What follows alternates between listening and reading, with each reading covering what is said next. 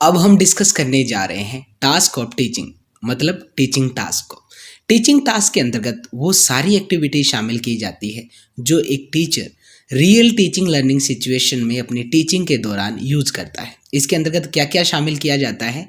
Variables को शामिल किया जाता है, टीचिंग की स्टेजेस या फेजेस को शामिल किया जाता है और टीचिंग के लेवल्स को शामिल किया जाता है। सबसे पहले आज इस वॉल्यूम में हम डिस्कस करने जा रहे हैं वेरिएबल्स ऑफ टीचिंग। ध्यान रखिएगा, टीचिंग के 3 वेरिएबल्स होते हैं, इंडिपेंडेंट वेरिएबल, डिपेंडेंट वेरिएबल और इंटरवीनिंग वेरिएबल। टीचिंग प्रोसेस के अंतर्गत जो मेन सब्जेक्ट होता है वो स्टूडेंट होता है, जिसके बिहेवियर में चेंज करना टीचिंग का पर्पज होता है और उसका डेवलपमेंट करना होता है। ये जो फंक्शन है वो टीचिंग प्रोसेस के माध्यम से टीचर द्वारा किया जाता है। इसीलिए हम कह सकते हैं कि जो स्टूडेंट होता है वो एक डिपेंडेंट वेरिएबल होता है और टीचर को यहाँ पर एक इंडिपेंडेंट वेरिएबल की भूमिका अदा करनी पड़ती है। इंडिपेंडेंट और डिपेंडेंट वेरिएबल के बीच एक डिजायरेबल इंटरेक्शन की आवश्यकता पड़ती है और जो वेरिएबल इनके इंटरेक्शन में यूज किए जाते हैं उन्हें इंटरवीनिंग वेरिएबल कहा जाता है। तो यहाँ से पहली बात आपके क्लियर हो जानी चाहिए कि डिपेंडेंट वेरिएबल एक स्टूडेंट या चाइल्ड होता है, इंडिपेंडेंट वेरिएबल एक टीचर होता है। इंटरवेनिंग वेरिएबल जो है इसके अंतर्गत वो सारी टीचिंग प्रोसेस आ जाती है जिसके माध्यम से इंडिपेंडेंट वेरिएबल यानी कि टीचर और डिपेंडेंट वेरिएबल यानी कि स्टूडेंट के बीच इंटरेक्शन किया जाता है। जैसे टीचिंग मेथड्स है, बहुत सारी चीजें आ जाती है जिनको हम आगे डिस्कस करने जा रहे हैं। सबसे पहले देखते हैं हम इंडिपेंडेंट वेरिएबल यानी कि टीचर को। डिपेंडेंट वेरिएबल यानी कि स्टूडेंट की फंक्शनिंग के लिए टीचर ही रिस्पॉन्सिबल होता है। वो अपनी टीचिंग प्रोसेस के अंतर्गत सभी प्रकार की एक्टिविटीज के लिए फ्री होता है, जबकि स्टूडेंट जो है बिहेवियरल चेंज और डेवलपमेंट के लिए टीचर पर डिपेंडेंट होते हैं। टीचर को अपनी टीचिंग प्रोसेस को प्लान करना पड़ता है, उसको ऑर्गेनाइज, लीड और कंट्रोल करना पड़ता है ताकि टीचिंग के माध्यम से जो डिजायरेबल आउटकम्स जो है उनको अचीव किया जा सके। उसे सारी टीचिंग एक्टिविटीज और इंटरवीनिंग वेरिएबल्स जो है उनको इस प्रकार से हैंडल करना होता है ताकि स्टूडेंट्स के बीच फंक्शनेबिलिटी जो है उसको क्रिएट किया जा सके और टीचिंग ऑब्जेक्टिव्स को अचीव किया जा सके। डिपेंडेंट वेरिएबल यानी कि स्टूडेंट की भूमिका ये होती है कि टीचर की प्लानिंग के अकॉर्डिंग वो एक्ट करता रहे ताकि उसके बिहेवियर में डिजायरेबल चेंज हो सके। इंटरवीनिंग वेरिएबल के अंतर्गत जो कंटेंट है, मेथडोलॉजी है या जो प्रेजेंटेशन करने का मेथड है वो आता है। जितनी भी टीचिंग टेक्निक, स्ट्रेटजी सारी होती है वो सारे इसके अंतर्गत शामिल किए जाते हैं। इंटरवीनिंग वेरिएबल की भूमिका ये होती है कि वो टीचर और स्टूडेंट्स के बीच इंटरेक्शन जो है उसको डेवलप करे। इसके अलावा प्रॉपर लर्निंग कंडीशन और सिचुएशन क्रिएट करना इंटरवीनिंग वेरिएबल का काम होता है। तो एग्जाम में ज़्यादातर यही पूछा जाता है कि डिपेंडेंट वेरिएबल कौन सा है, इंडिपेंडेंट कौन सा है या इंटरवीनिंग वेरिएबल कौन सा है, लेकिन हम इनके फंक्शंस भी आगे सीखेंगे। हो सकता है एग्जाम का लेवल कभी भी और ज़्यादा टफ कर दिया जाए।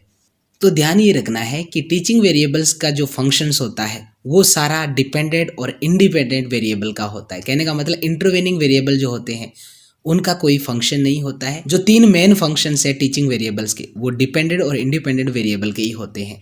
सबसे पहला है डायग्नोस्टिक, उसके बाद है प्रिस्क्रिप्टिव फंक्शन, तीसरा है इवैल्यूएटिव फंक्शन।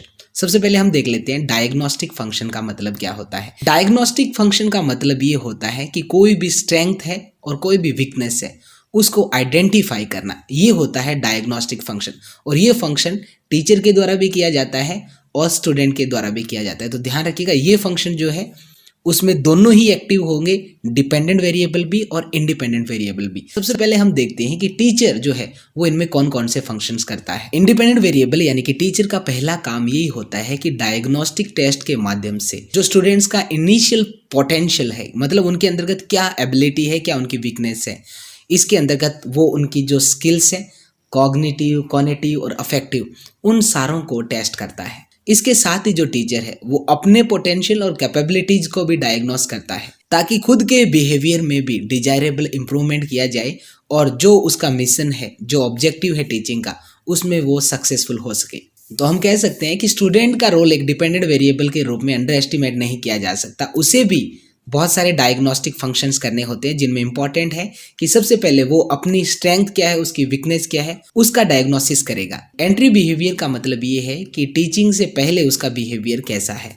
तो इस प्रकार से वो अपनी स्ट्रेंथ और कैपेबिलिटी जो है, वीकनेसेस जो है, उन सारों को डायग्नोस करता है। इसके साथ ही वो टीचर के बिहेवियर को जानने के लिए एफर्ट भी करता है। इसके साथ ही टीचिंग स्ट्रेटजी के टाइप्स जो है, कंटेंट का जो नेचर है और जो इंस्ट्रक्शन मटेरियल है, उन सब को जानने का प्रयास करता है ताकि टीचिंग लर्निंग प्रोसेस के दौरान वो बेहतर तरीके से रिस्पॉन्स कर सकें। तो ये था डायग्नोसिस फंक्शन जो डिपेंडेंट और इंडिपेंडेंट वेरिएबल दोनों को एक्टिव रूप में पेश करता है। अब हम बात करते हैं प्रिस्क्रिप्टिव फंक्शंस की। प्रिस्क्रिप्टिव फंक्शन का मतलब है निर्देशात्मक यानी कि टीचिंग प्रेजेंटेशन जो किया जाता है। यहाँ पे कंटेंट को सिलेक्ट करके उसे एक सीक्वेंस के माध्यम से स्टूडेंट्स के सामने प्रेजेंट करना होता है।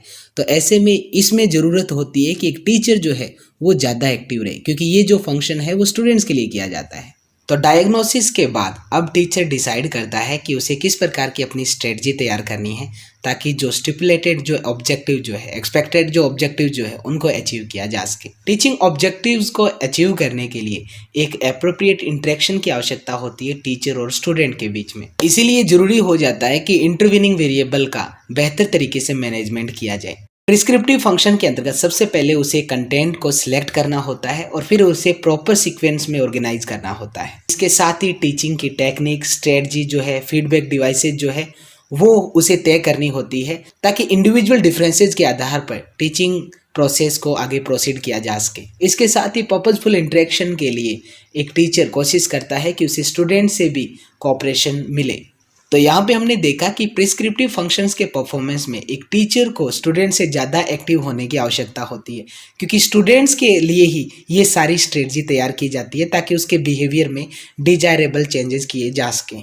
इन सब के बाद आता है इवेल्युएटिव फंक्शंस। इसके अंतर्गत जो टीचिंग प्रोसेस हुई है उसके आउटकम जो है वो स्टूडेंट के बिहेवियर में डिजायरेबल चेंजेस के रूप में हुए हैं या नहीं हुए हैं, इसका मूल्यांकन किया जाता है। इसके लिए बहुत सारे test, observation, interviews, rating scales, inventories, unstructured projective techniques, ये सारी तैयार की जाती है ताकि इनसे इवेल्युएटिव फंक्शन को परफॉर्म किया जा सके। डायग्नोस्टिक और प्रिस्क्रिप्टिव फंक्शंस के कॉन्ट्रास्ट में स्टूडेंट को यहाँ पर ज़्यादा एक्टिव रहना होता है कि स्टूडेंट ही वो होता है जिसको टीचिंग करवाई जाती है या उसके बिहेवियर में इम्प्रूवमेंट के लिए एक टीचर के द्वारा हेल्प की जाती है। इसलिए अब बारी एक स्टूडेंट की होती है ताकि वो इस चीज़ की जाँच कर सके कि जो टीचिंग एक्टिविटीज़ करवाई गई है वो उसके लिए कितनी हेल्पफुल रही है। तो इस प्रकार से ये थे सारे टीचिंग वेरिएबल्स और उनके फंक्शन। तो टीचिंग वेरिएबल्स में फिलहाल इतना ही। मिलते हैं इसके नेक्स्ट पार्ट के साथ जब हम डिस्कस करेंगे फेजेस या स्टेजेस ऑफ टीचिंग। तो तब तक के लिए दीजिए इजाज़त। शब्बा खैर।